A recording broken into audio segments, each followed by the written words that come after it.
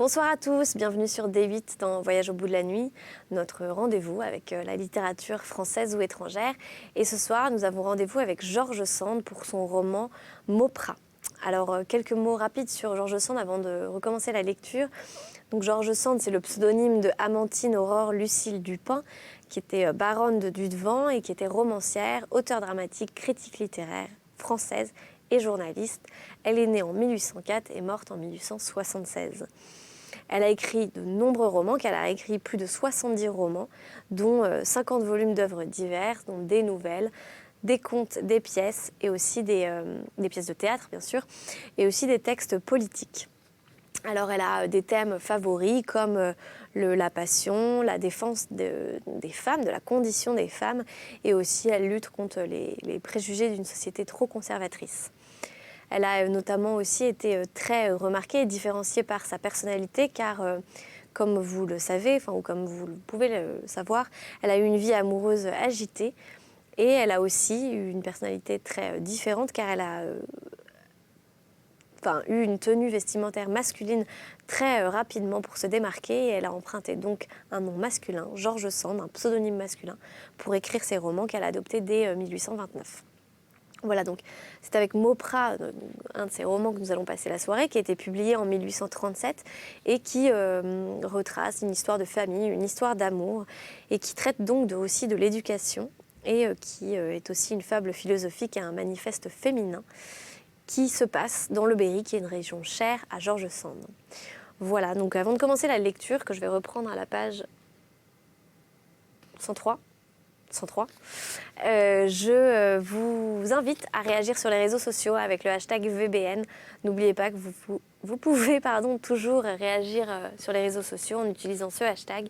Et nous sommes toujours très contents de vous lire et de voir que vous interagissez avec nous.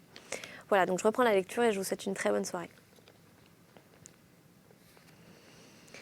Elle a pris ma tête dans ses deux belles mains en s'écriant « Ah, je le voyais bien, je le savais bien !» que vous n'étiez pas un de ces réprouvés. Oh, vous allez me sauver. Dieu merci, soyez béni, ô Dieu. Et vous, mon cher enfant, dites de quel côté, vite fuyons. Faut-il sauter par la fenêtre? Oh, je n'ai pas peur, mon cher monsieur, allons. Je crus sortir d'un rêve et j'avoue que cela me fut horriblement désagréable. Qu'est-ce à dire, lui répondis-je en me relevant. Vous jouez-vous de moi? Ne savez-vous pas où vous êtes? Et croyez-vous que je sois un enfant? Je sais que je suis à la roche Mauprat, répondit-elle en redevenant pâle, et que je vais être outragée et assassinée dans 2 heures, si d'ici là je n'ai pas réussi à vous inspirer quelque pitié. Mais j'y réussirai, et s'écria-t-elle en tombant à son tour à mes genoux. Vous n'êtes pas un de ces hommes-là, vous êtes trop jeune pour être un monstre comme eux. Vous avez eu l'air de me plaindre, vous me ferez évader, n'est-ce pas? N'est-ce pas, mon cher cœur? Elle prenait mes mains et les baisait avec ardeur pour me fléchir. Je l'écoutais et je la regardais avec une stupidité peu faite pour la rassurer. Mon âme n'était guère accessible par elle-même à la générosité et à la compassion, et dans ce moment, une passion plus violente que tout le reste faisait taire en moi ce qu'elle essayait d'y trouver. Je la dévorais des yeux sans rien comprendre à ses discours. Toute la question pour moi était de savoir si je lui avais plu ou si elle avait voulu se servir de moi pour la délivrer. « Je vois bien que vous avez peur, » lui dis-je. « Vous avez tort d'avoir peur de moi. Je ne vous ferai certainement pas de mal. Vous êtes trop jolie pour que je songe à autre chose qu'à vous caresser. »« Oui, mais vos oncles me tueront, » s'écria-t-elle. « Vous le savez bien. Est-il possible que vous vouliez me laisser tuer? Puisque je vous plais, sauvez-moi, je vous aimerai après. »« Oh oui, après, » lui répondis-je en riant d'un air niais et méfiant. « Après que vous m'aurez fait pendre par les gens du roi que je viens d'étriller si bien. Allons, prouvez-moi que vous m'aimez tout de suite, je vous sauverai après. Après, moi aussi. » Je la poursuivis autour de la chambre, elle fuyait. Cependant, elle ne me témoignait pas de colère et me résistait avec des paroles douces. La malheureuse ménageait en moi son seul espoir et craignait de m'irriter. Ah, si j'avais pu comprendre ce que c'était qu'une femme comme elle et ce qu'était ma situation. Mais j'en étais incapable et je n'avais qu'une idée fixe, l'idée qu'un loup peut avoir en pareille occasion. Enfin, comme à toutes ses prières, je répondais toujours la même chose. M'aimez-vous ou vous moquez-vous? Elle vit à elle quelle brute elle vit à quelle brute elle avait affaire et prenant son parti, elle se retourna vers moi dans mon sein et me laissa baiser ses cheveux. Pardon. Elle se retourna vers moi, jeta ses bras autour de mon cou, cacha son visage dans mon sein et me laissa baiser ses cheveux. Puis elle me repoussa doucement en me disant « Eh mon Dieu, ne vois-tu pas que je t'aime et que tu m'as plu dès le moment où je t'ai vu? Mais ne comprends-tu pas que je hais tes oncles et que je ne veux appartenir qu'à toi ?» « Oui, lui répondis-je obstinément, parce que vous avez dit, voilà un imbécile à qui je persuaderai tout ce que je voudrais en lui disant que je l'aime. Et il le croira et je le mènerai pendre. Voyons, il n'y a qu'un mot qui serve si vous m'aimez. » Elle me regardait d'un air d'angoisse, tandis que je cherchais à rencontrer ses lèvres quand elle ne détournait pas la tête. Je tenais ses mains dans les miennes et ne pouvais plus reculer l'instant de sa défaite. Tout à coup, sa figure pâle se colora, elle se mit à sourire et avec une expression de coquetterie angélique. « Et vous, dit-elle, m'aimez-vous » De ce moment, la victoire fut à elle. Je n'eus plus la force de vouloir ce que je désirais, ma tête de loup-cervier fut bouleversée, ni plus ni moins que celle d'un homme, et je crois que j'eus l'accent de la voix humaine en m'écriant pour la première fois de ma vie « Oui, je t'aime. Oui, je t'aime. » « Eh bien, dit-elle d'un air fou et avec un ton caressant, aimons-nous et sauvons-nous. »« Oui, sauvons-nous, lui répondis-je. Je déteste cette maison et mes oncles. Il y a longtemps que je veux me sauver. Mais on me pendra, tu sais bien. »« On ne te pendra pas, reprit-elle en riant. Mon prétendu est lieutenant général. »« Ton prétendu ?» m'écriai-je, saisi d'un nouvel accès de jalousie, plus vif que le premier. Tu vas te marier ? Pourquoi non ? Répondit-elle en me regardant avec attention. Je pâlis et je serrai les dents. En ce cas, lui dis-je en essayant de l'emporter dans mes bras, en ce cas, reprit-elle, en me donnant une petite tape sur la joue, je vois que tu es jaloux.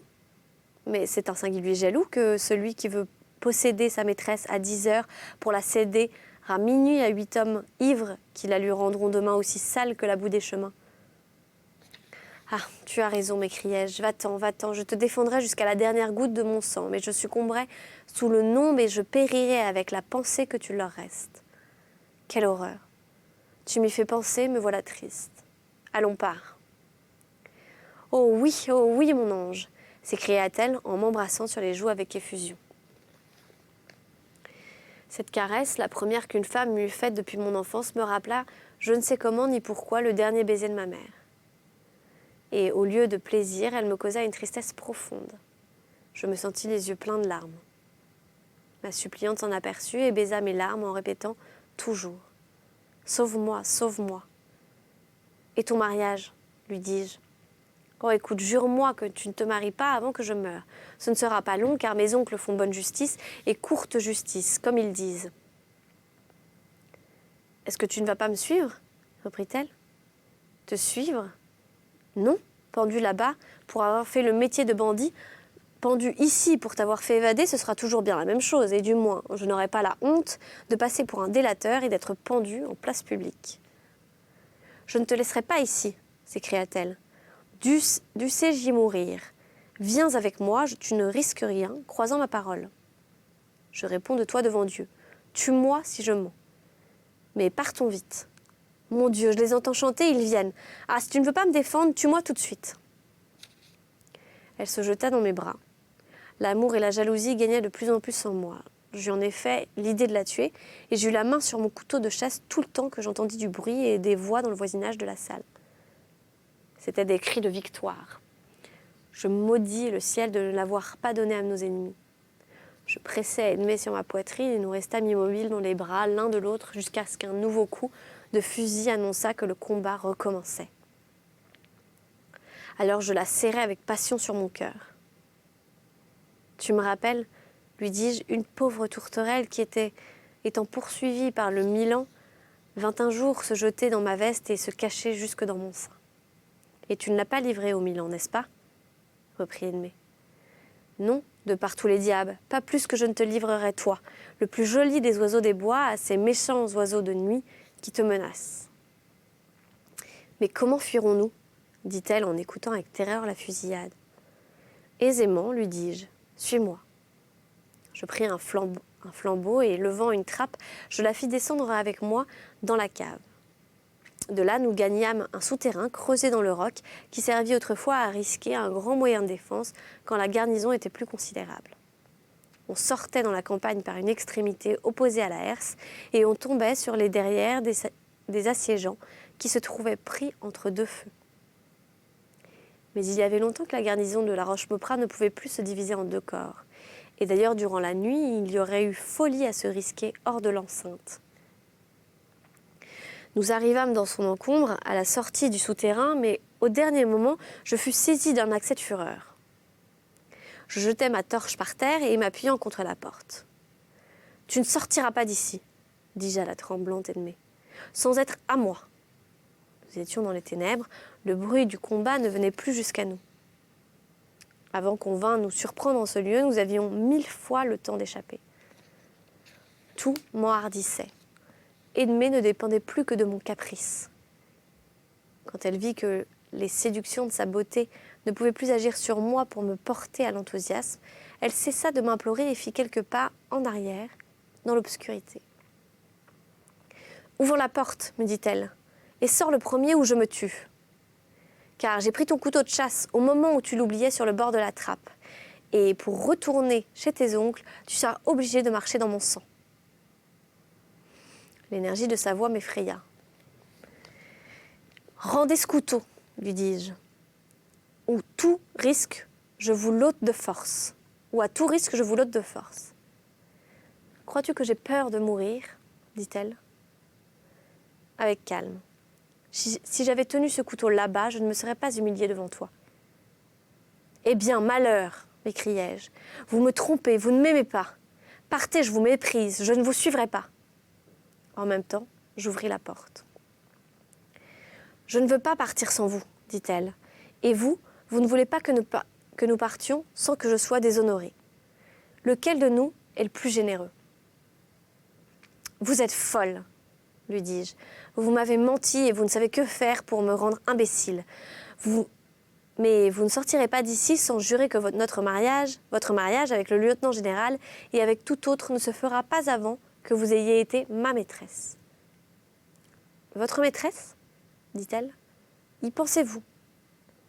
Ne pouvez-vous du moins, pour adoucir l'insolence, dire votre femme ? C'est ce que diraient tous mes oncles à ma place, parce qu'ils ne se soucieraient que de votre dot.